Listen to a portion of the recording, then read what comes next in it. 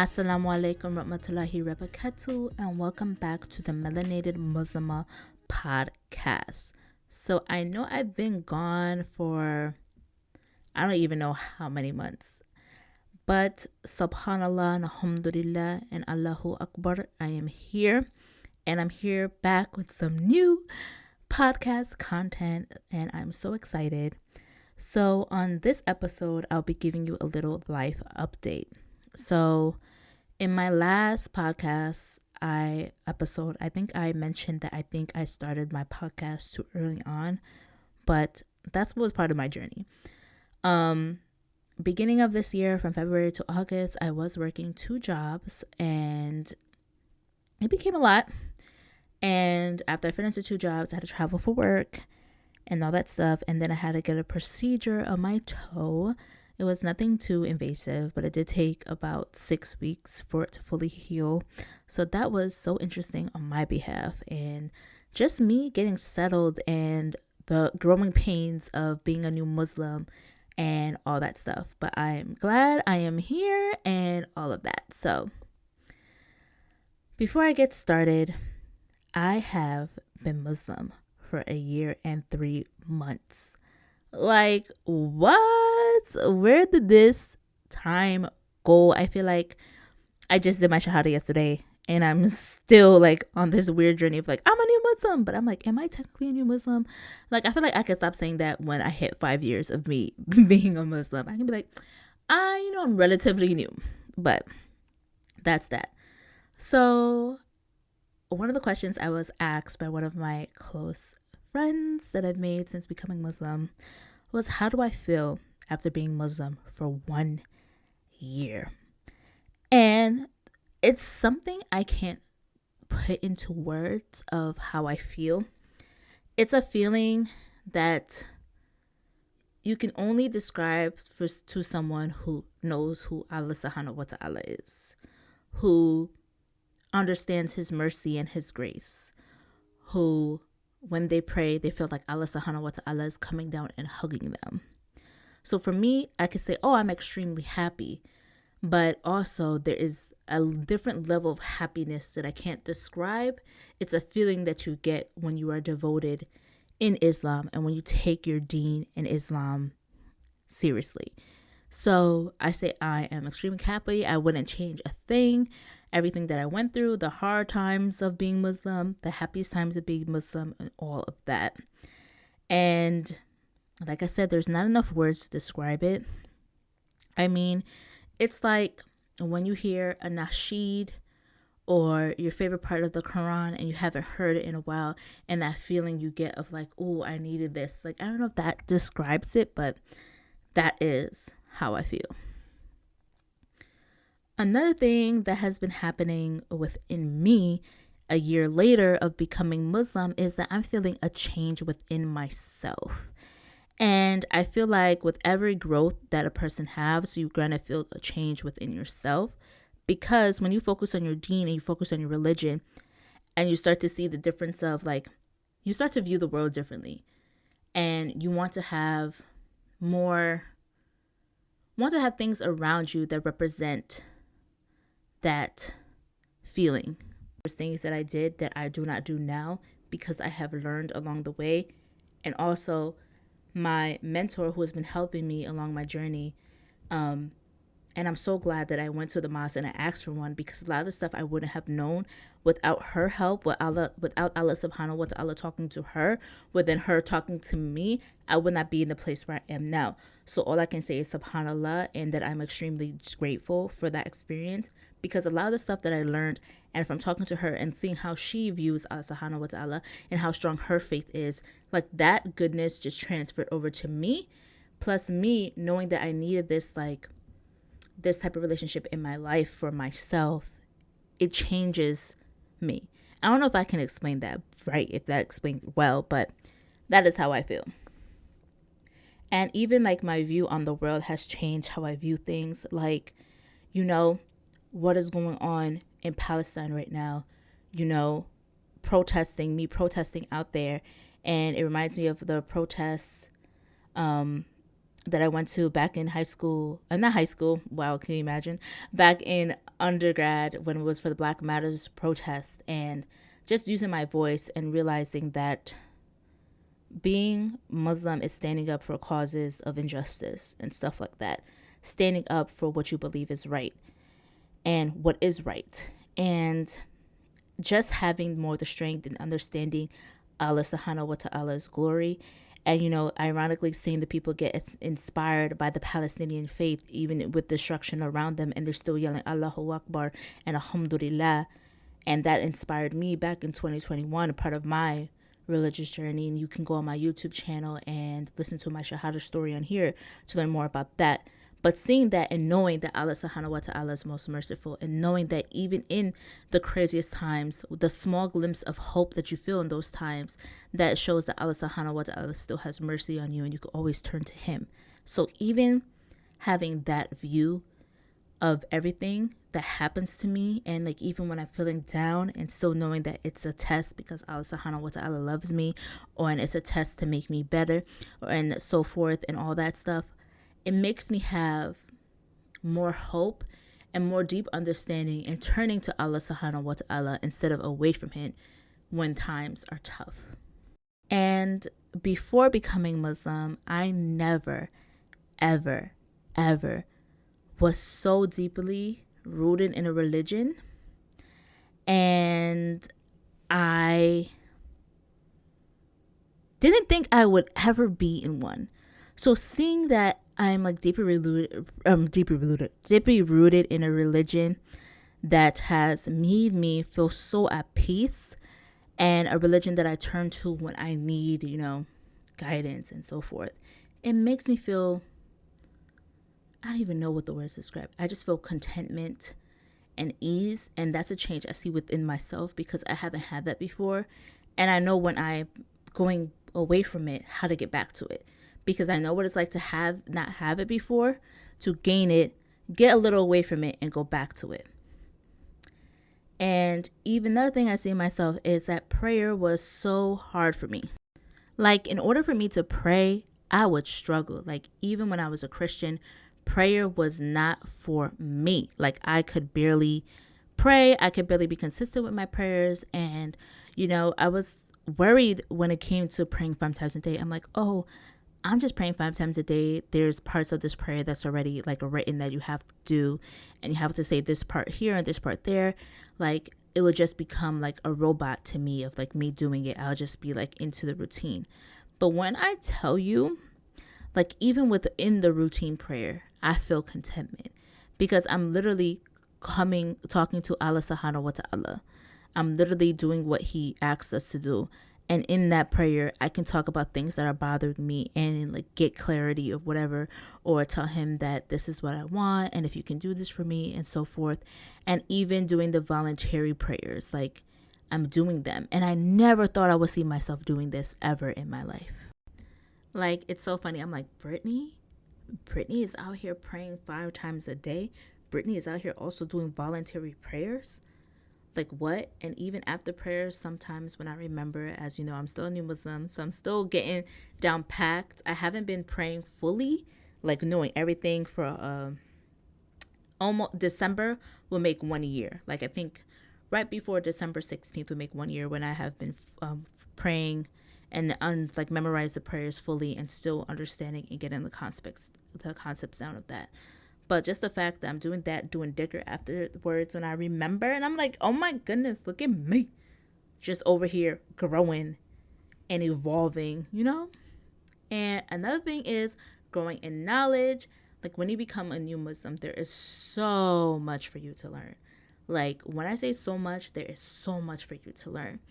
And there are days where I'm just like, wow, this is overwhelming. And there are days where I'm like, you know what? It's time for me to learn and so forth. Like, right now, I'm learning different parts of the Quran, what to say during the Adhan, what to say after the Adhan, Ayat al-Kursi, and some other du'as to say throughout the day. I'm learning them and like starting to memorize them so I can incorporate that in my prayer. And because like you have different parts of prayer where you can recite different parts of the Quran after you recite Al-Fatiha, which is the first chapter of the Quran that you have to say in all of your prayers. So I'm learning more of that right now. I am also in Arabic class learning Arabic. I'm learning the beginning Arabic. I can read somewhat, don't know what it means, but I can get the basis down. My pronunciation still needs work, but inshallah, by Allah subhanahu wa ta'ala's grace, I will get that down packed. But it was so crazy because one of our assignments, we had to like write the first chapter of the Quran and like sit there and like really pronounce it. And of course, you know it because you say it part of your prayers, but really taking time to make sure you're pronouncing it the right way. Like, it was so cool that I'm like, wow, I'm actually reading the Quran based on me just like being in class. The class started in August and now we're in November and we're learning how to like the beginning stages of reading the Quran, which was super, super cool. I am so happy.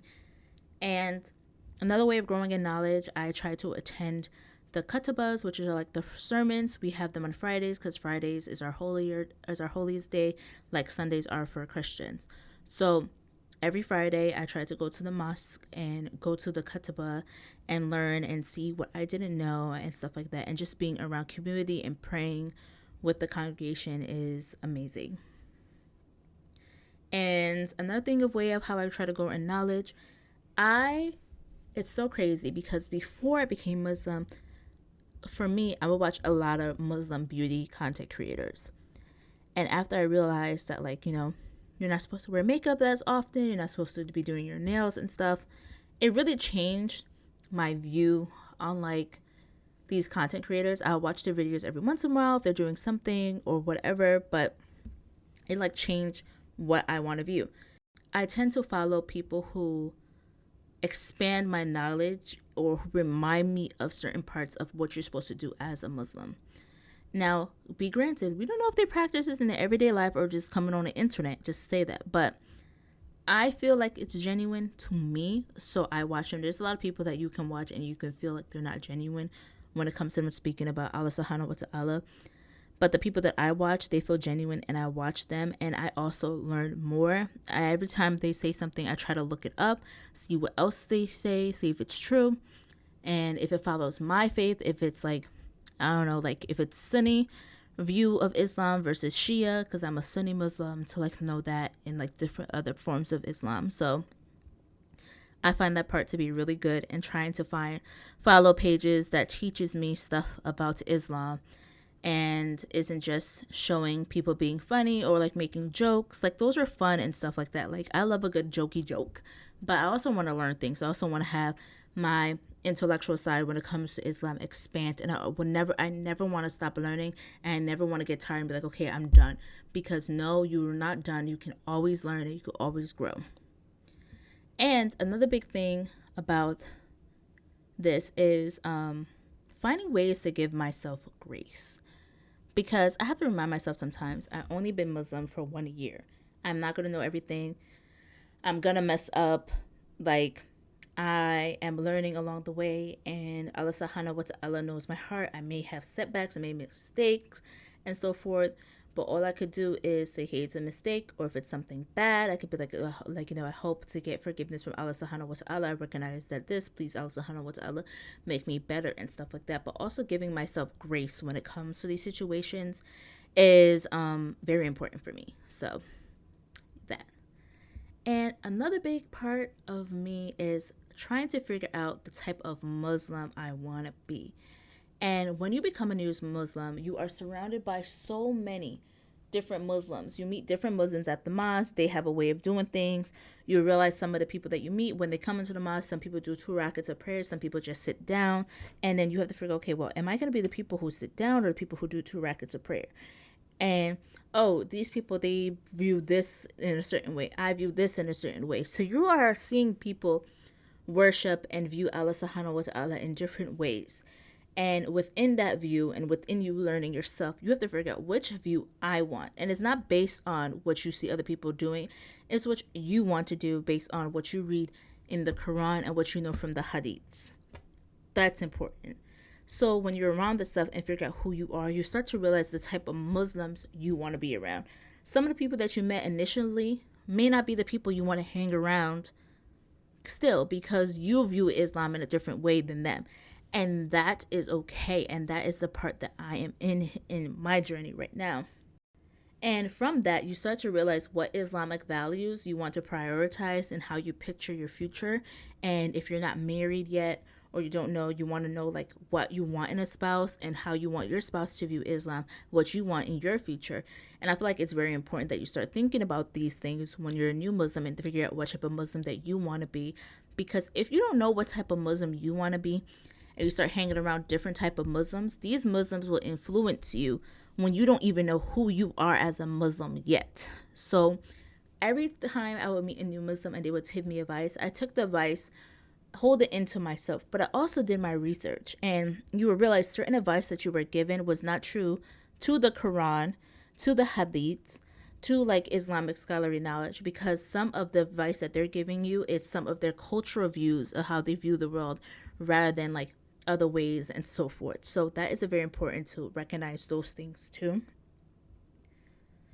And outside of the people in the mosque, when you are in this journey, I'm realizing there is friends that have helped me along the way that I have loved, but I have outgrown them. And you know what? That's not a bad thing. You outgrow people. People are in your life for different seasons.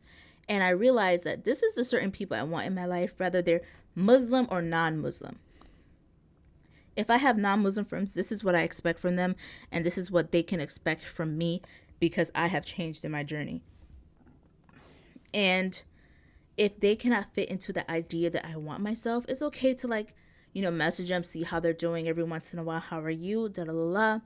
But you also have to think about the Muslim that you want to be, and have no one part of this dunya interrupt your relationship with Allah subhanahu wa ta'ala. It doesn't matter how long you know them, what they mean, who they are to you, how close they are to you. If they're disrupting the way that you plan to worship Allah subhanahu wa ta'ala, the way you plan to live your life based on the Quran and the sunnahs and from the guidance of credible Islamic scholars, and if they're coming in between that, you have to realize that you're limiting those people, because those people are preventing you from growing in your faith.